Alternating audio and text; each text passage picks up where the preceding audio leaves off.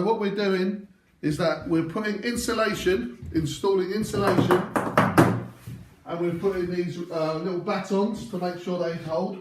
You can see we've had to pull up the floor because we've got a gas pipe running through here, and we have two water feeds. Come over here. We've got two water feeds running in here.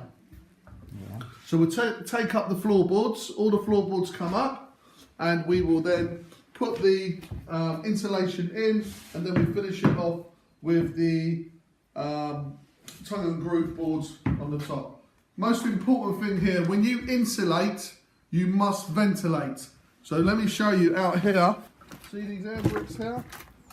These air bricks have to be all cleared out to make sure there's good flow of air in there. Okay. And that's it. Cheers. Okay. Thanks.